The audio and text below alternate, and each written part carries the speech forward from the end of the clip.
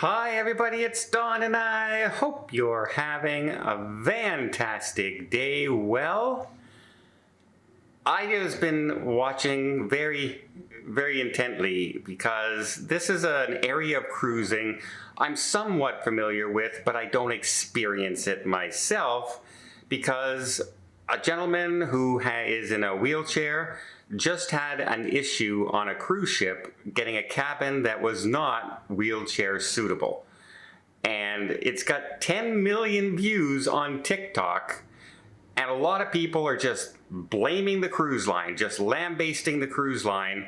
And well, I'm going to explain right now, it's not the cruise line's fault.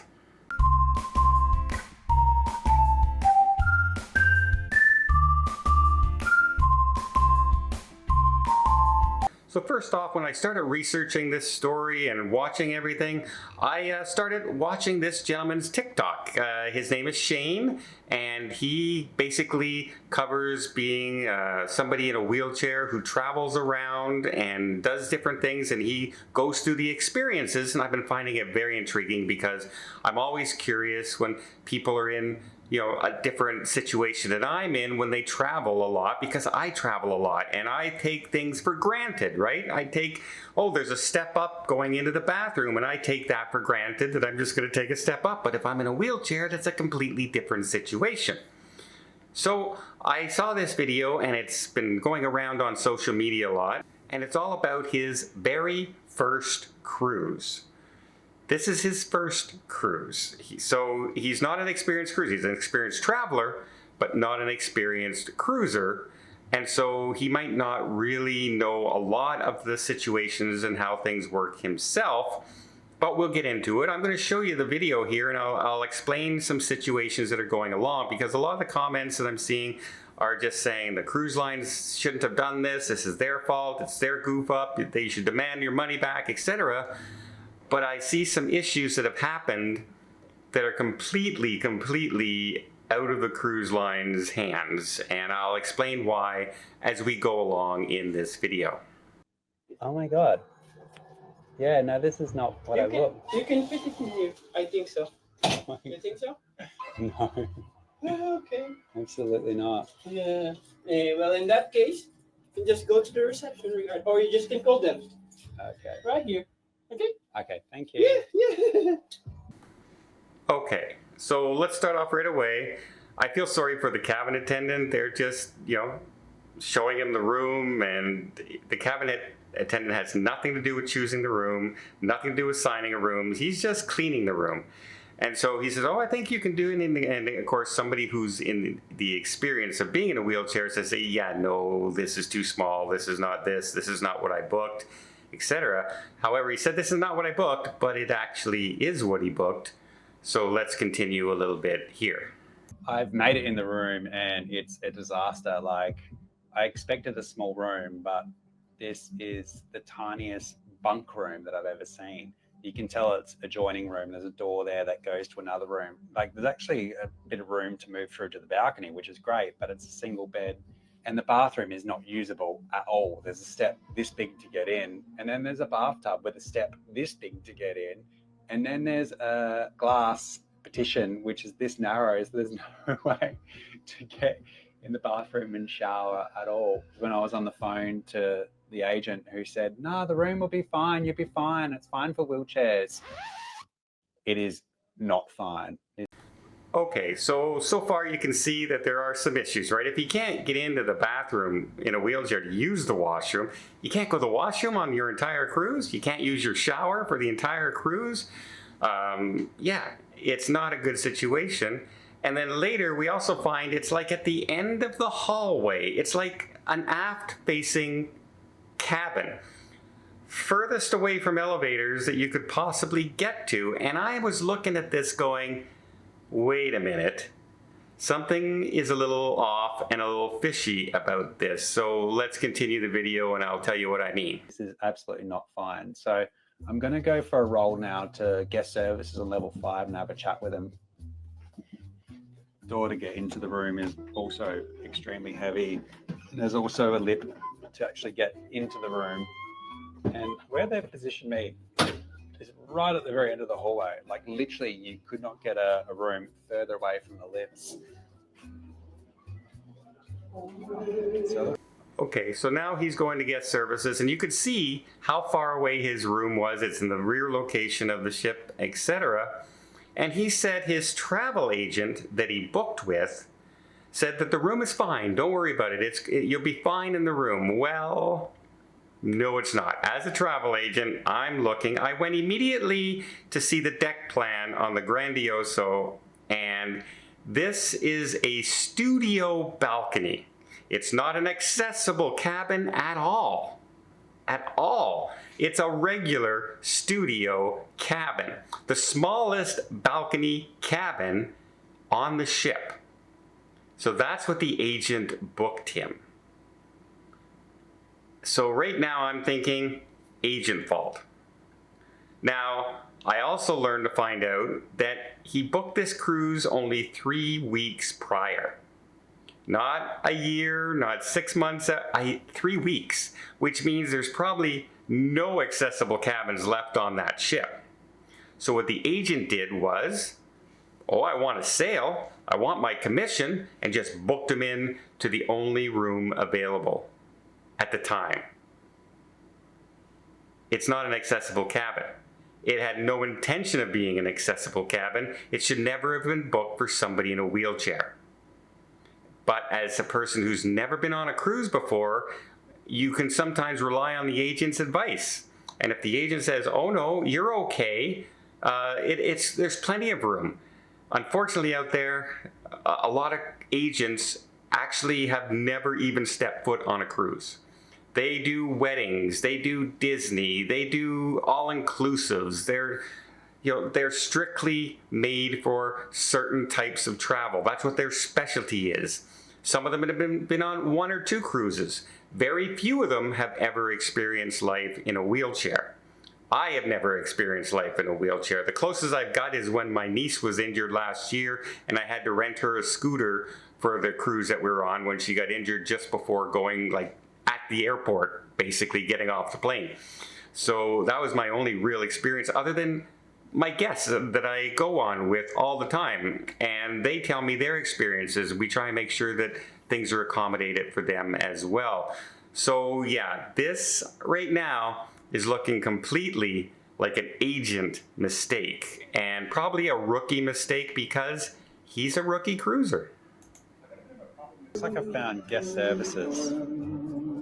It's the reception guest services over here. I got a bit of a problem with my room, and it's not accessible. Not accessible. No. The room that I've got into has a bunk bed, and it has a step to get into the bathroom, and in a bathtub. It's almost impossible to even enter the room, let alone use the bathroom facilities. And obviously it's a bit stressful. Does this happen often? No, the thing is, you booked your cruise 3 weeks ago. So what happened is as soon as I booked it, within 24 hours, less than that, I sent the form. Because the website says as soon as you make a booking, send the form. So I did it straight away. And I didn't hear back for a week. And I kept calling and emailing.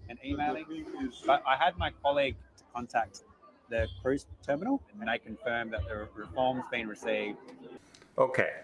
So this form is a form that many cruise lines will send out saying, please fill out this form and let us know what your disability is. A lot of them require this before you step foot on the cruise because disabilities are widespread, right? You could have a mobility issue, but not necessarily need a wheelchair accessible cabin, right? If you're able to move around but limited, well, usually then a regular cabin is fine. If you can make small steps and walk from the bed to the bathroom or from the bed to the balcony, you don't necessarily need an accessible cabin. Where a wheelchair person needs a specially designed shower, etc., makes total sense, right? Well, that form is just sending out saying, yes, this is for the room I booked. Just to prove that I have a disability and what my needs are for that handicap room that I booked. but he didn't book a handicap room. So just because they received the forms, they're not going to magically go, oh, well, we magically have an accessible room available now. Other people have already booked that, and they don't know if somebody is in that room really doesn't need it or not, right? Until they get on the ship. So what are they supposed to do at that point? Again, this is not an accessible cabin. This cabin should never even have been booked for this gentleman at all. It's not even close to being a proper cabin for somebody in a wheelchair, even a solo cruiser. So yeah, I'm not blaming the cruise line at this point. I'm blaming 100% the agent and his not really knowing the procedures for the cruise ship. But I also want to point out just how nice and polite he is here at customer service. This is the way you get things done. This is the way to solve problems. You don't go down and start banging on the desk and flipping out and getting angry. You go down and talk calm, polite, nice, smile, and have a conversation. And that's how things get done. I've had 99.9 of every single one of my issues solved way before. Remember, I've been on 180 cruises now, 181 was my last one. So I've had issues all the time, and I usually get them solved. And that was well before I had a channel, well before anyone knew even who I existed. And so it's not special treatment, it's just the way to get things done. Be nice, be calm, be quiet, be consistent, like be persistent, you know, if you're not getting anywhere, but yelling and screaming never works, and he handles this perfectly.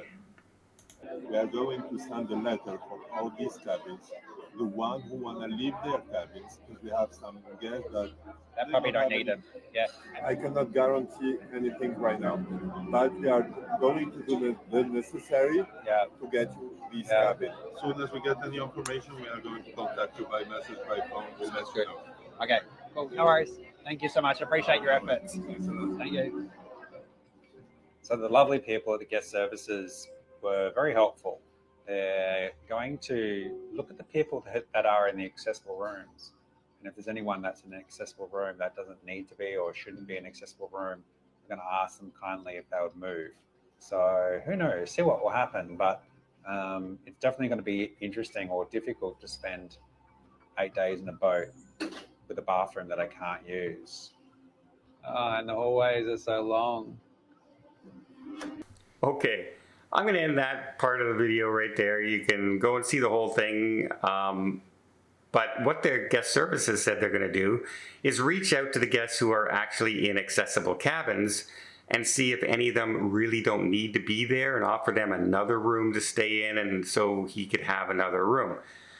And this is common ground. Now, you might say, why are they booking an accessible cabin? They shouldn't do that. Now, if you booked an accessible cabin for no reason other than you booked an accessible cabin, yes, you shouldn't do that. Because it's more spacious, yes, I know, but you shouldn't be doing that. And the cruise line should be checking that. However, sometimes situations change. I've had guests that, you know, they have a spouse and they're in a scooter and they need an accessible cabin. And lo and behold, a few months before something happens and that person's no longer going on the cruise, but the other guest is. But the ship is sold out. There's no place to move them to. So you don't go and move them out of their cabin so they can't go on the cruise. They're on that cruise. They booked the cabin. They had a legitimate reason for booking it.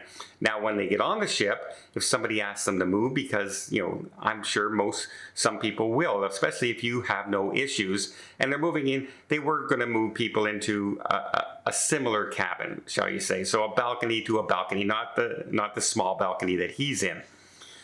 So I'm happy to report that they actually did the next day find very nice people who did move out of their cabin for them, and he was able to move into an accessible cabin. That the bathroom, he could get in. There were a couple issues he said in the room.